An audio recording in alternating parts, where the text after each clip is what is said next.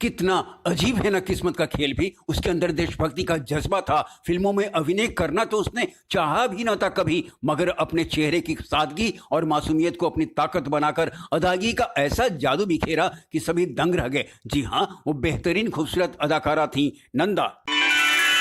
वैसे अभिनय का खून तो दरअसल उनके रगों में ही दौड़ रहा था। पिता विनायक दामोदर कर्नाटकी, जिन्हें लोग मास्टर विनायक कहते थे, एक प्रसिद्ध मराठी अभिनेता, निर्माता, निर्देशक थे जो भारतीय फिल्म उद्योग में कई हस्तियों से संबंधित थे। दीनानाथ मंगेशकर के वे मित्र थे और सुर साम्राज्ञी लता मंगेशकर के शुरुआती दिनों में बड़े मददगार हुए। ऐसे ही महाराष्ट्रियन शो बिजनेस परिवार में 8 जनवरी 1939 को कोल्हापुर में जन्म हुआ। 7 भाई बहनों में सबसे छोटी नंदा कर्नाटकी का।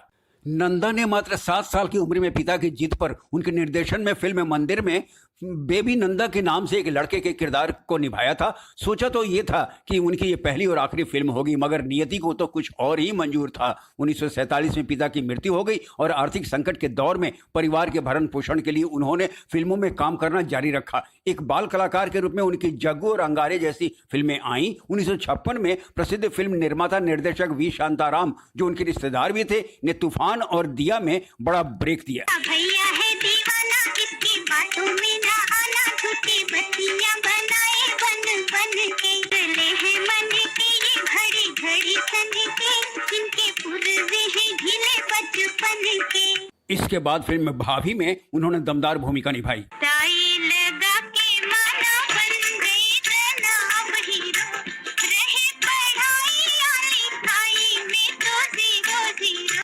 1958 में आई फिल्म धूल का फूल हिट रही।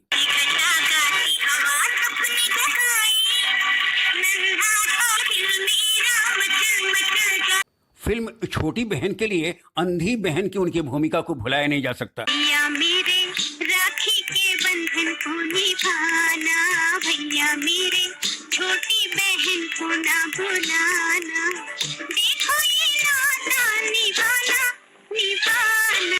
और 1959 में प्रदर्शित कैदी नंबर 911 में उनकी भूमिका खास रही। मीठी मीठी बातों से बचना जरा, दुनिया के लोगों में है जादू भरा। 1960 में जिन फिल्मों में यादगार भूमिका निभाई वे थी काला बाजार,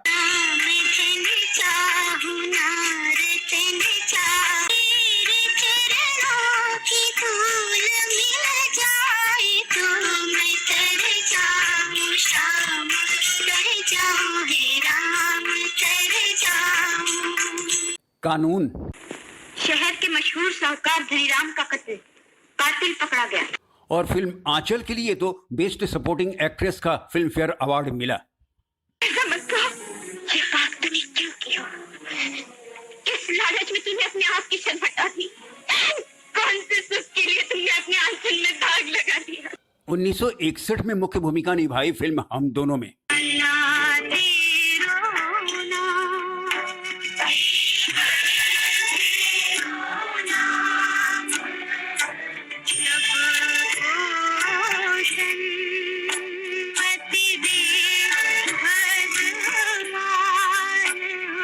और इसके बाद फिल्म आज और कल।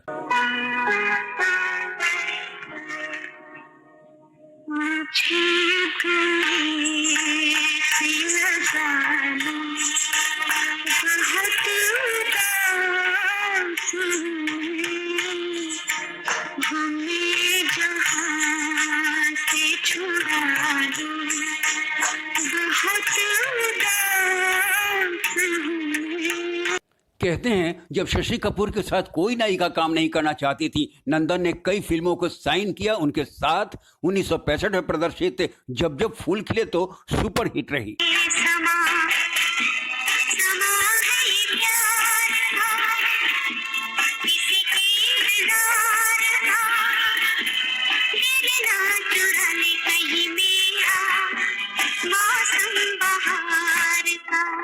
इस वर्ष कई यादगार फिल्में आई उनकी, जिन्होंने स्टार के रूप में ला खड़ा किया।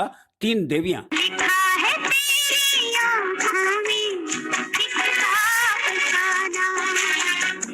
अगर इसे समझ सको मुझे भी समझाना, गुमनाम,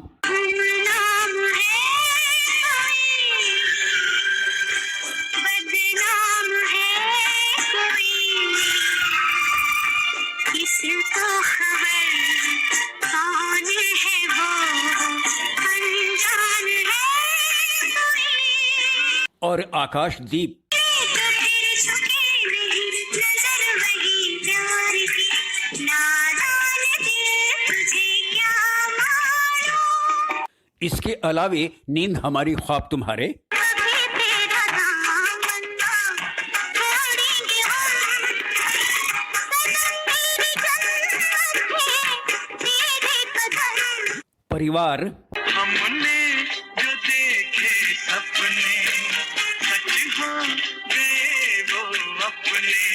ओ मेरे साजना दिन आ गए हैं प्यार के, अभिलाषा, आजिया मेरा दामन रास्ते मेरी बाहें, जाओ मेरे सिवा तुम कहाँ जाओगे, और धरती कहे पुकार के। तारे तारे बदरा बन के आ, वो है ऐसे खुद न समझे रे प्यार, वही जाके रो।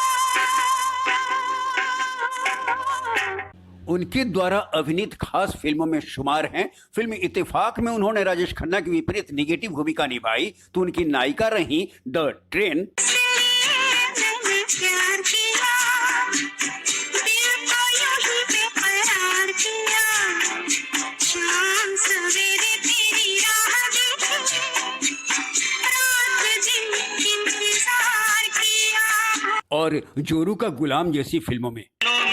इंडिया है माथे पे इंडिया है, बालों में गजरा है आंखों में गजरा है, कान की जगह है खाली, ओ मत वाली मैं कहाँ रहूंगा।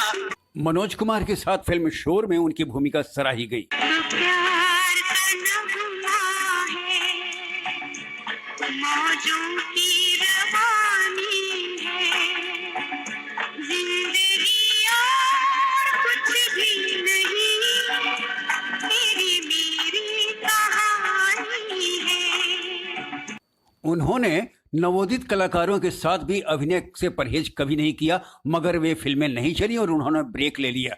दरअसल फिल्मकार उनकी अभिनय प्रतिभा का सही इस्तेमाल ही नहीं कर सके। 80 के दशक में उन्होंने फिर से चरित्र भूमिकाओं के साथ दस्तक दी और आहिस्ता आहिस्ता कभी किसी को मुकम्मल जहां नहीं मिलता, कहीं ज़मीं तो कहीं आसमां नहीं मिलता। प्रेम रोग,